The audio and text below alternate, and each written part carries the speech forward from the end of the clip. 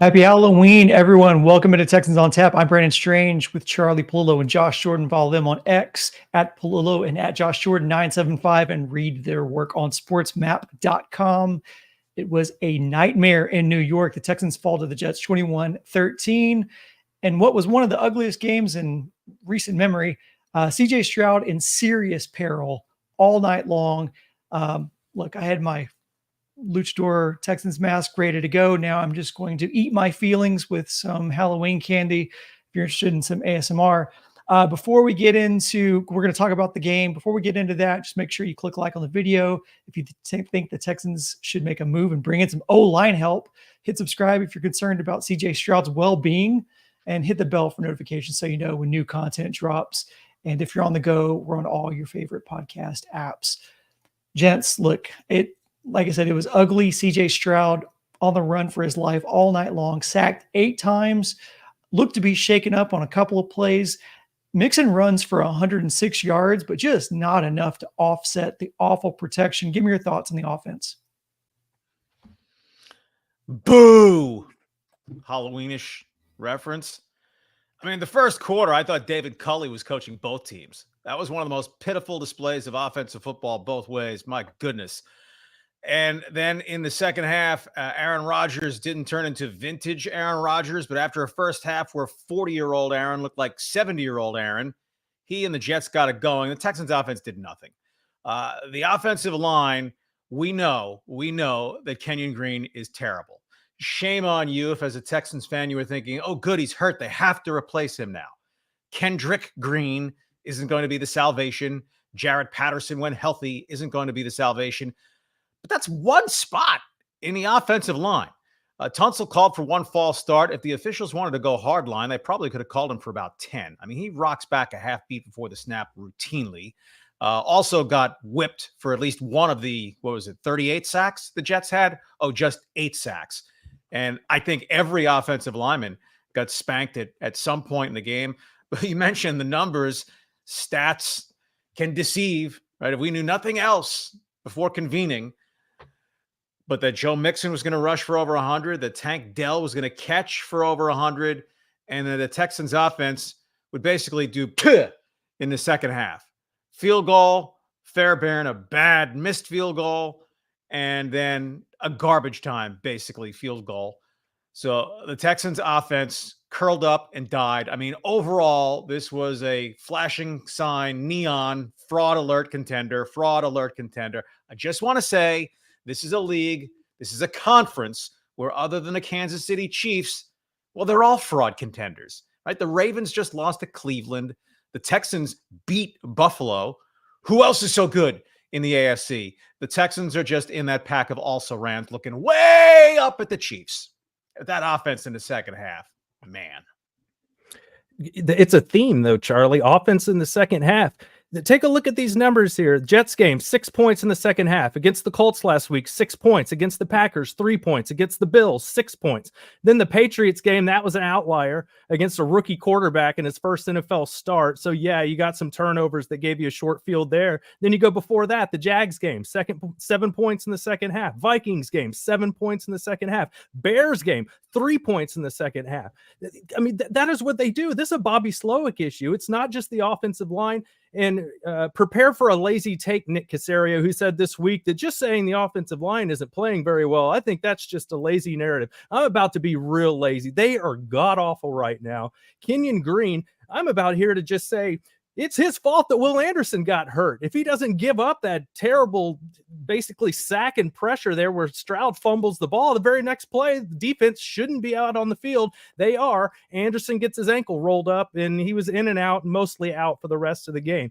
And when Kendrick Green came in, yeah, he's no savior, but what they do, a 98-yard touchdown drive when he came in the game after that, and kind of similar to last week when Patterson came in and they went right down the field for a touchdown drive. So I'm sorry, Kenyon Green, he has been terrible. You have to find another answer. And you're right, it's not just him. I think back to last year when they had all these replacement offensive linemen and Larry Tunsil was out and all these guys were out bringing in guys off the street. Then they beat the Steelers and they deal with that pass rush and they look just fine. This is terrible. I am really concerned. My other concern, they can't do anything on the road against a decent team. And I guess we're calling the Jets decent now.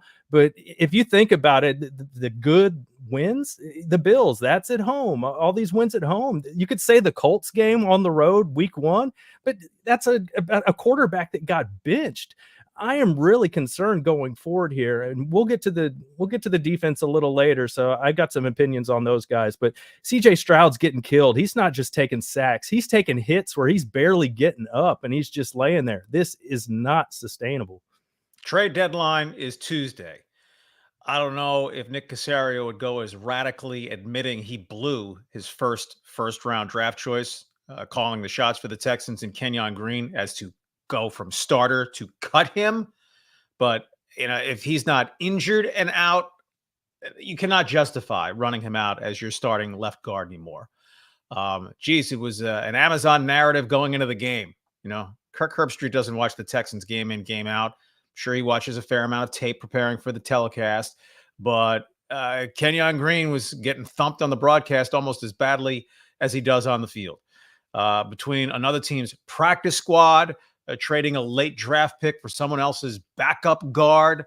I do find it disappointing that evidently while filling in for Tunsil for a few snaps in this game, that Blake Fisher has shown so little to the Texans internally that any consideration has taken place of moving him inside as a possible upgrade for Green. I mean, other teams just lick their chops.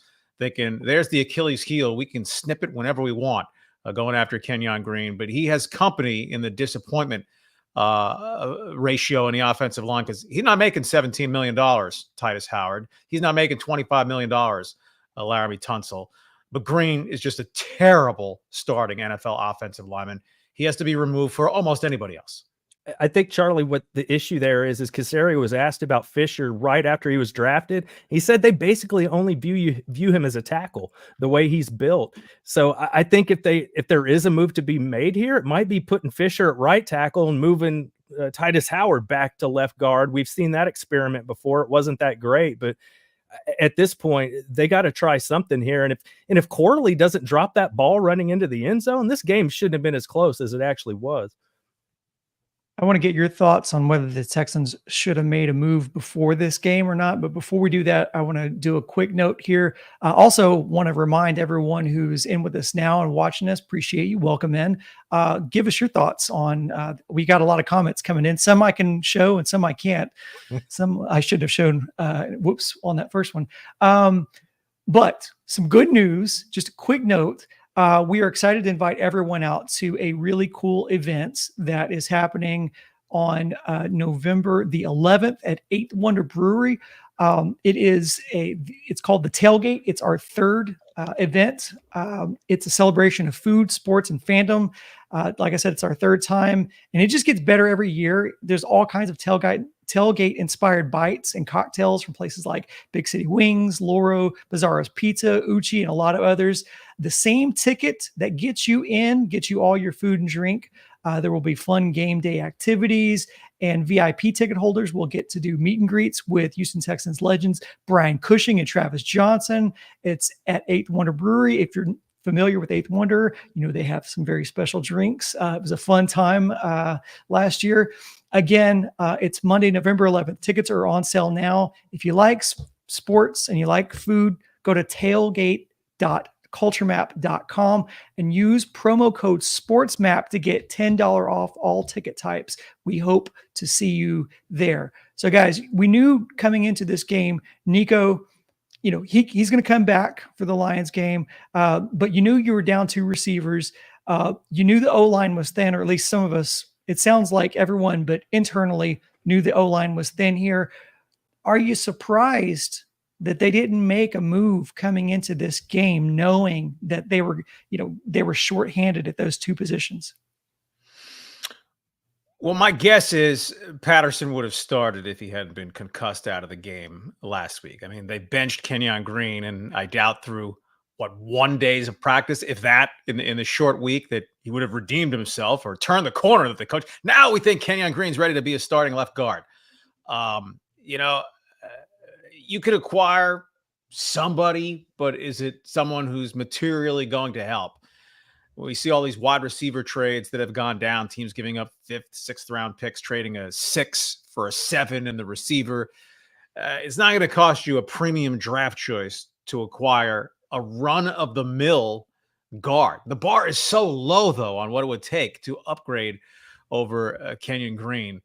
Casario's on the clock on this one. What do the Texans really think of themselves? I mean, to me, a 5th, a 6th round pick is a throwaway. If you can get some ham and egg guard, make the trade. You're not compromising your future in doing that. Or are they looking at, we're a nice team, but we're not quite ready to make the leap that maybe we thought we were going to make? You mentioned the roadkill issues. I mean, their offense was dismembered at Minnesota. Pedro Martinez would say the Jets defense is CJ Stroud's daddy. This is twice in a row. I mean, CJ Stroud in this game, they turned him into Anthony Richardson. I mean, CJ was scatter-armed. Of course, when you have to throw the ball on the run as often as he had to, it's tough. But 11 for 30 in this game for CJ Stroud. I just want to take a breath. Number one, a quality Houston road win in a Thursday nighter. Did happen. Rockets at Mavericks.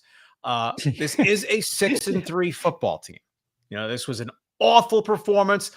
Why were they the underdog as a 6-2 team against a 2-6 team? Well, they were on the road, and the Texans have won a bunch of close games, right? The Jets have lost a bunch of close games. So the Texans probably not as good as a 6-2 record would just suggest on its face.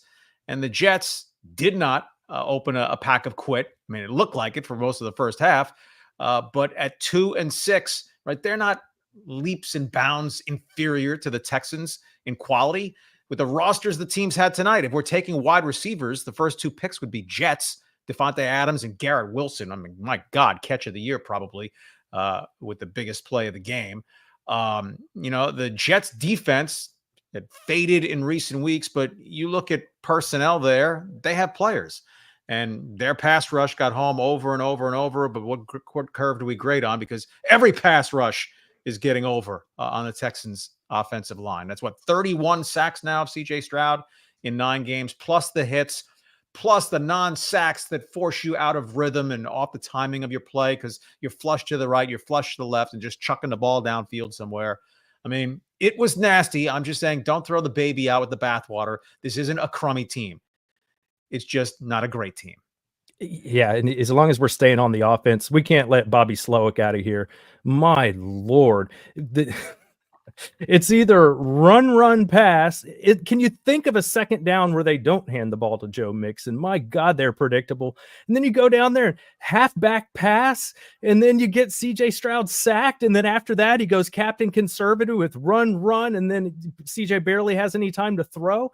It's like, why don't you try and sneak up on somebody and throw on first or second down there? And it's every week with Bobby. And as I already went through all their struggles in the second half to score any points, I mean, this all kind of points back at him. This has been bad. And he was very accountable in his press conference this past week, but clearly they're not getting it fixed. They don't have any answers here. And this is not just a Nico thing. I mean, Tank had a big game, as Charlie pointed out, but it's just, where's Dalton Schultz? 3 catches for 21 yards. And a lot of that, I think, was in garbage time.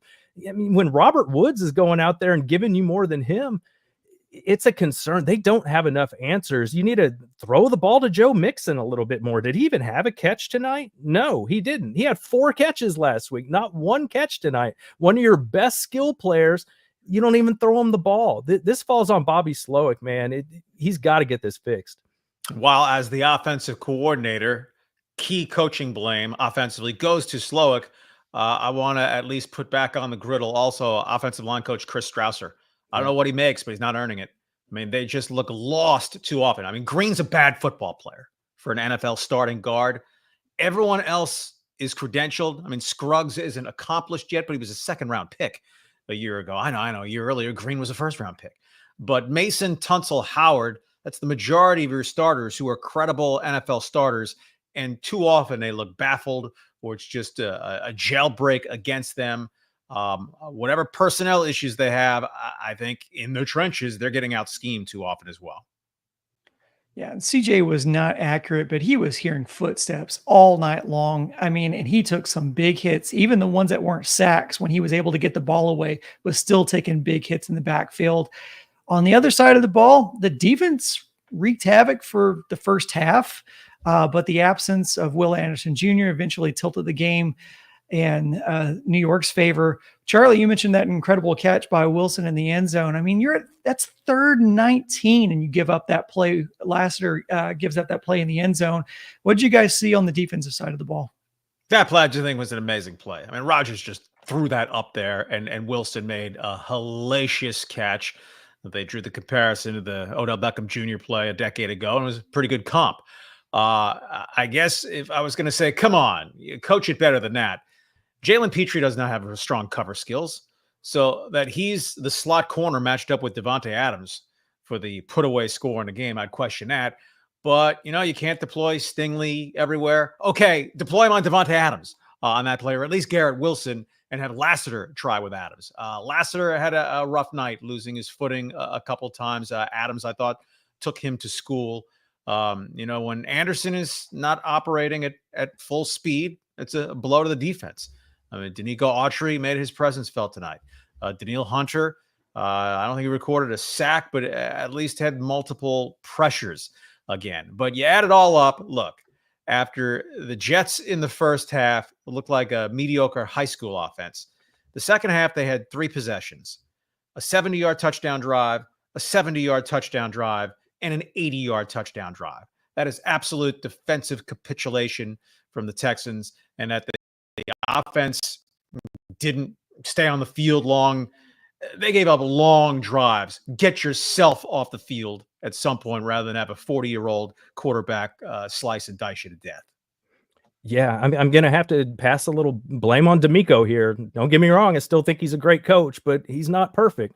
And my big problem with that is what Charlie kind of hit on there is, Lassiter basically falls down when Adams picks up that big play where they had to check him for the concussion there. And then he gives up the big play to Garrett Wilson. And I think I put it out on Twitter. I'm like, while Adams is in the locker room missing significant time, why don't you put Stingley on Garrett Wilson during all that time? Like, put your best corner on their best receiver and then make them beat you otherwise. And as Charlie pointed out on that other touchdown, Stingley was on Mike Williams when Petrie was beaten by Devontae Adams. So I'm like, at least, put him, like Charlie said, put him on Wilson or Adams. And when Adams was out of the game, he should be traveling around following Garrett Wilson. And everybody will say, oh, well, they usually play Stingley on one side. True. But remember last year when Amari Cooper put up like over 200 yards on the Texans, when they played the Browns again in the playoffs, guess what Stingley was doing? He was shadowing Amari Cooper all over the field, and it worked perfectly. So I feel like sometimes D'Amico's a little slow to make these really necessary changes. Charlie, give me your final thoughts on this game. The second half was a really bad egg lay. I mean, this isn't catastrophic. It's a road game in which they were the underdog. Perplexingly so to many because of the team records and the Jets having just lost at New England, a team the Texans actually on the road destroyed not that long ago. Well, the Jets lost close to Minnesota. The Texans got trampled by Minnesota. Texans have played so many close games. You're not going to continually win 75%, 80% of your one-score games. I guess technically with the field goal, this turns into a one-score game and an 8-point game. But in the second half, this was a woodshed job. If the Texans don't play, 10 times better than this, the Detroit Lions will mop NRG Stadium with them a week from Sunday. That's why I'm concerned, because I don't expect them to beat Detroit anyway.